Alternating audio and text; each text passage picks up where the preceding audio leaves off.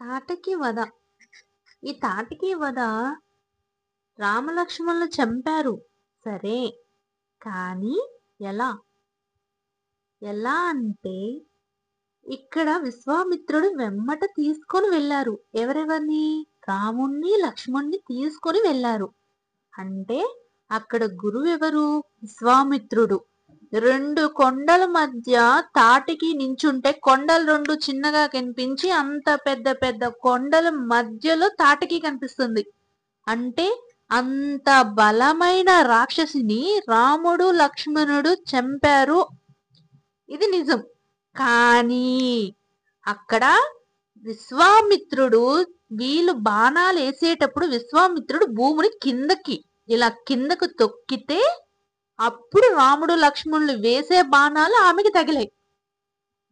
తగిలినప్పుడు ఆవిడ ఇక ఆ ఉక్కిరి బిక్కిరికి అసలు ఆ ఊపిరి ఆడక అప్పుడు కూడా లేచి వీళ్ళని చంపాలి అని చెప్పి లేస్తానే ఉంది. అన్ని బాణాలు తగిలిన తాటకి పట్టు విడవకుండా రామలక్ష్మణులు తినాలనే లేచింది.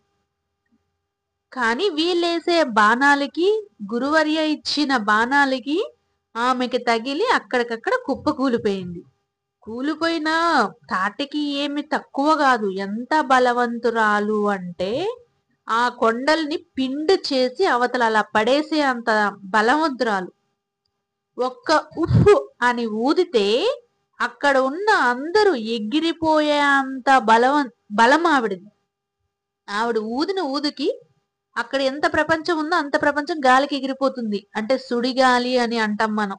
ఆ గాలి ఒక్కసారిగా రౌండ్ గా తిరిగితే ఎలా తిరుగుతుందో చిన్నప్పుడు అనుకునే వాళ్ళం, దెయ్యం వస్తుంది దెయ్యం వస్తుంది సుడిగాలి వస్తే. నిజమే, ఆ మాట అలా సుడిగాలి తిరిగి తిరిగి తిరిగి పిల్లల్ని తీసుకెళ్లిపోయినట్టు ఒక గెద్దొచ్చి పిల్లల్ని తీసుకెళ్లిపోతే ఎంత బాధాకరమో అలా తాటకి అక్కడ అందరినీ తినేస్తా ఉంటే విశ్వామిత్రుడు తట్టుకోలేక ఈ యాగాలన్నీ ఆగిపోతే దైవత్వం అనేది మిగలదని చెప్పి తాటకిని వధించాడు. విశ్వామిత్రుడు తపస్వి, మీకందరికీ తెలిసిందే కదా. తపస్సు అంటే మామూలు విషయం కాదు. వేల వేల వేల వేల సంవత్సరాలు చేసేవాళ్ళు ఆయన తపస్సు. సాక్షాత్ ఆ బ్రహ్మ విష్ణు మహేశ్వర్లే ఆయన కోసం భూమికి దిగి వచ్చారని తెలిసిందే.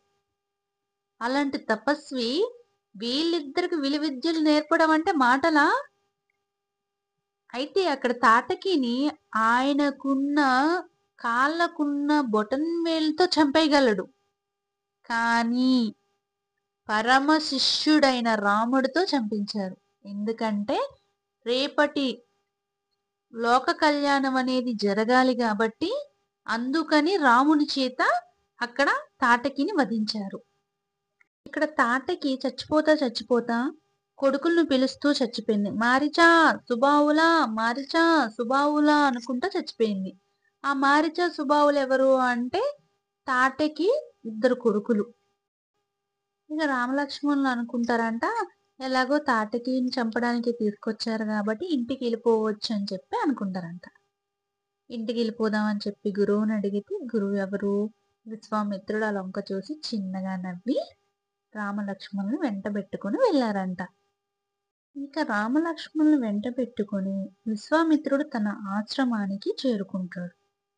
అక్కడ ఉంటున్న ఆయన శిష్యులు రామలక్ష్మణులు ఉండటానికి తగిన ఏర్పాట్లు చేస్తారు. ఆ తర్వాత తాను తలపెట్టిన యాగాన్ని విశ్వామిత్రుడు మొదలు పెడతాడు. రామలక్ష్మణులు విల్లంబులు ధరించి యాగ రక్షణ చేయడం మొదలు పెడతారు. అలా యాగం జరుపుతూ ఉండగా సూర్యుడు ప్రకాశం తగ్గినట్లుగా అనిపించింది. ఎవరికి? రామలక్ష్మణులకి. తమ తలలు పైకెత్తి చూశారు.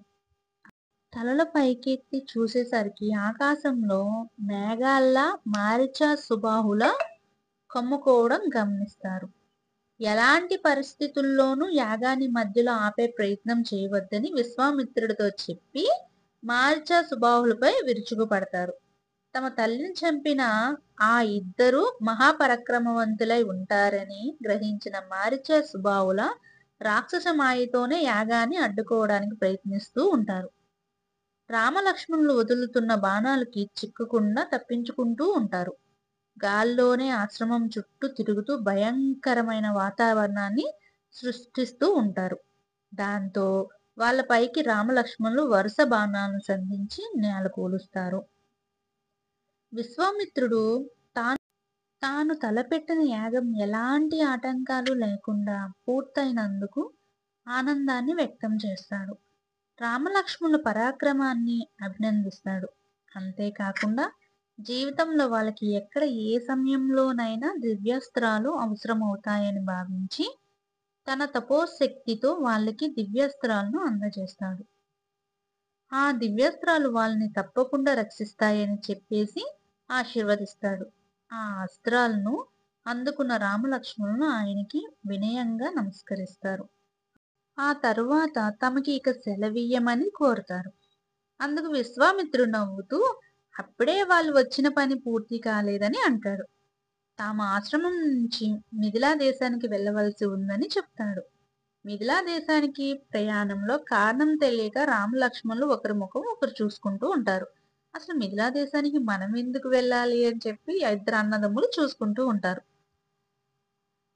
వాళ్ళ ఉద్దేశం విశ్వామిత్రుడికి అర్థమవుతుంది.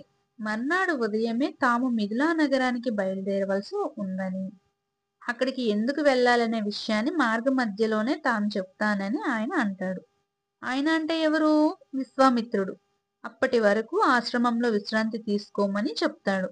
ఈ లోపు రామలక్ష్మణులు అసలు అక్కడ ఏముంటుంది, మిథిలా నగరానికి మనం ఎందుకు వెళ్ళాలి అని చెప్పి ఇద్దరు అన్నదమ్ములు మాట్లాడుకుంటూ గురువు పక్కనే అలాగే పడుకుంటారంట.